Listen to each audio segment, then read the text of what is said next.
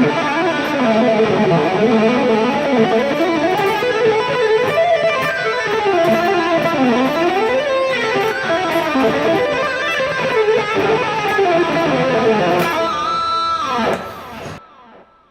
what's up? What's that? You want better legato technique? Well, you've come to the right place. Join me as we take 5 simple steps to better legato technique.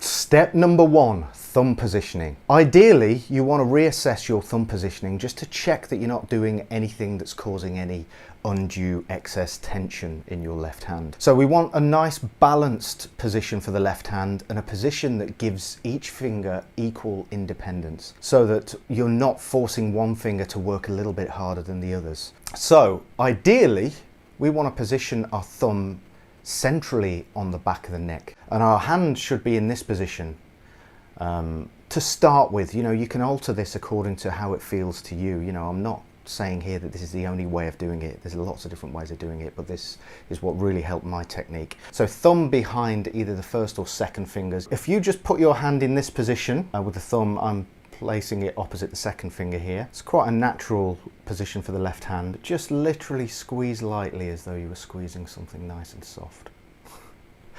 And then place our hand on the fretboard like so. That's a really comfortable position for me to play. The other thing you'll notice in this position, the knuckles of the left hand are pretty much parallel, and that's a really good thing because again it's going to help with balance, and you know, you're not going to put any undue stress on any of the individual fingers. They're all going to be exerting the same kind of amount of energy whenever you play. So that's really important here to get a nice balanced legato technique.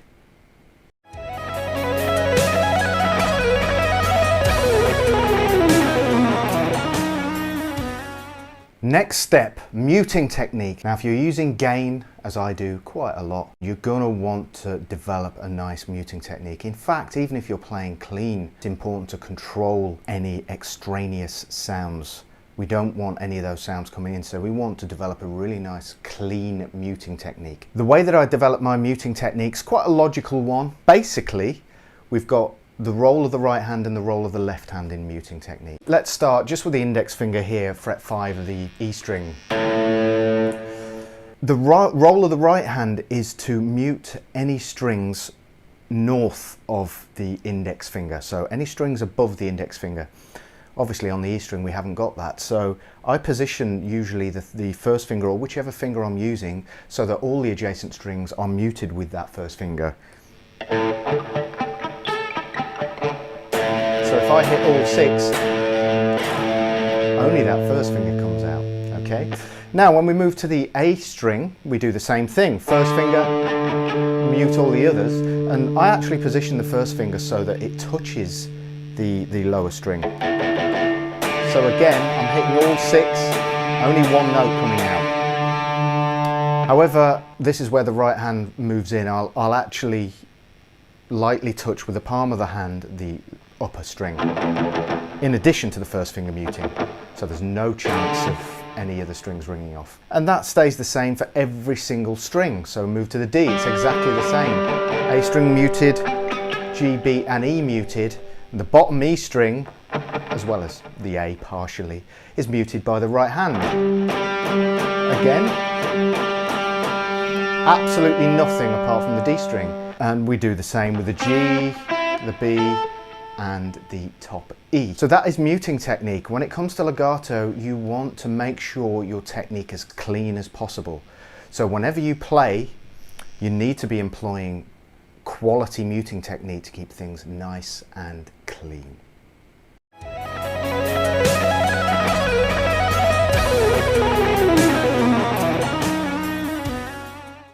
Right, we're on to the next step now, which is controlling tension. This is essential if you want to develop a nice, solid legato technique. You've got to be able to control the tension, not the other way around. It happens a lot with players that when they play legato, they run out of steam really, really quickly and they can't sustain long legato lines. So you need to be in control of the tension, not the tension controlling you, so to speak. So one way that I practice that is try and find the sweet spot. What I mean by sweet spot is a light movement with the left hand, finding the optimum position on the fretboard so that you get a nice resonant note, a good true note.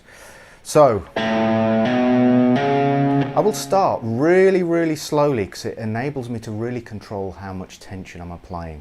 So I like to keep things nice and light. The other thing I like to do is try and keep my fingers close to the fretboard. Obviously we need to have enough sort of momentum with the fingers when we hammer on them and so on to make a good sounding note, but we don't want to be, you know, flailing about here with the left hand. We need to be in control.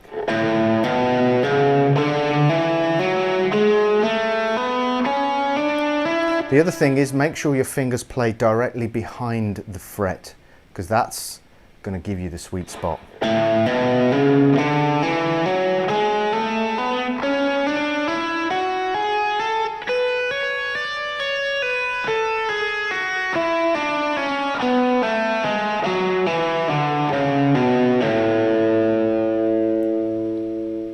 Okay, so again, it's all about controlling the tension when you play. You must be in control of the tension rather than the tension controlling you.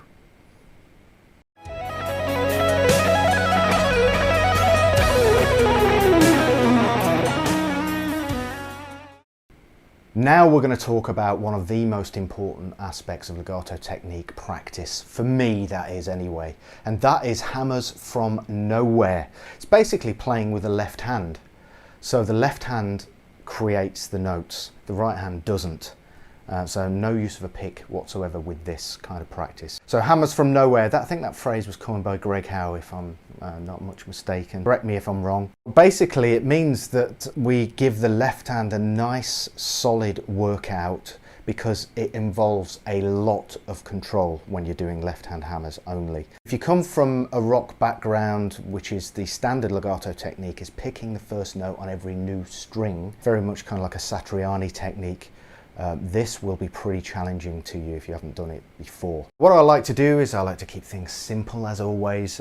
Start with an A major scale, 3-note per string. You don't have to do 3-note per string, but you know, we're going to do it now. But what we're going to do is instead of picking the first note, we're going to hammer it on with the index finger. So we end up playing this.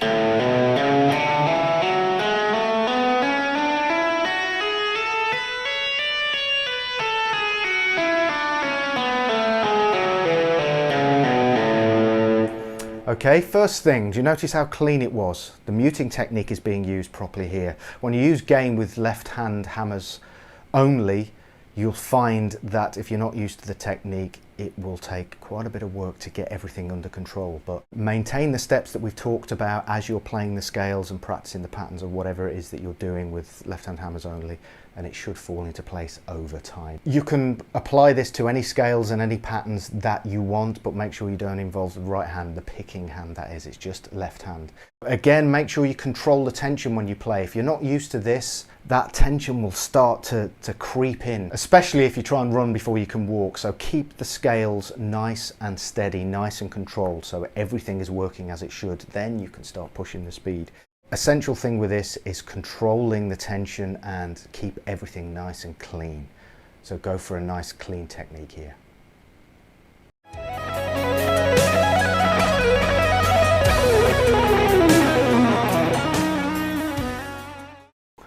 Now we're on to the last step, and that is building speed, how I like to build speed with legato technique. The common sense approach is literally play faster, which does work. Obviously, when you take the speed up when you're practicing whatever it is, When you're building speed, you've got to make sure the technique doesn't fall apart. So all of the elements that we've talked about so far, muting technique, left hand positioning, thumb positioning, and controlling tension, all of those have got to be in place when you push the speed. So as soon as it starts to fall apart, you know then you've got to pull it back. So that's a classic way of building speed, and it works. It really does work. One thing that I like to practice a lot is dotted rhythms with just left hand hammers only, because it really highlights the control you have over your timing, and it takes a certain kind of control as well. So players tend not to practice these kind of things, especially rock players. So I'm talking about doing this kind of thing. So A major,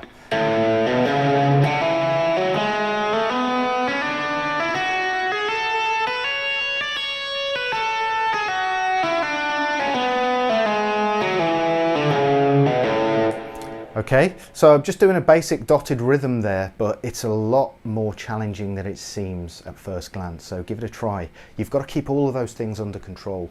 Got to keep it nice and clean, make sure there's no excess tension creeping in there. The advantage of this is that you're doing sort of small speed bursts here with just pairs of fingers.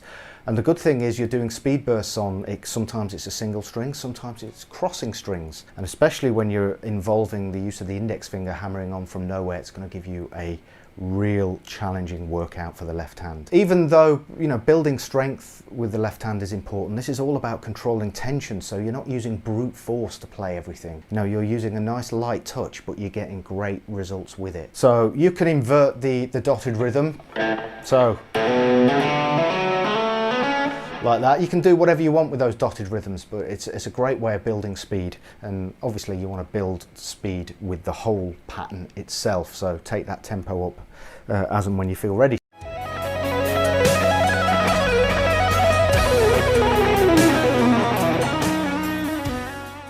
So just to conclude, we've got 5 simple steps to a better legato technique. Number 1, thumb positioning and general left hand positioning.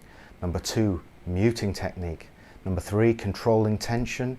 Number 4, left hand hammers only. Number 5, building speed with dotted rhythms. Okay, by no means is this the only way of doing it. These are the essential things that have really helped me develop my legato technique. And some of you guys out there may be wondering, where's all the lick examples? Where's all the long legato lines that I want to practice? Well, that kind of defeats the purpose of this whole video. You know, I wanted to talk to you about the things that I felt were the most effective. And these are elements that really I feel should be in place before you start approaching these monster licks. Because you could end up developing really bad habits and not getting the best out of your legato playing.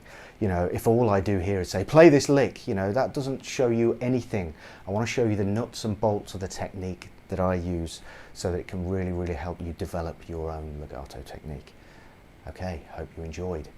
Peace.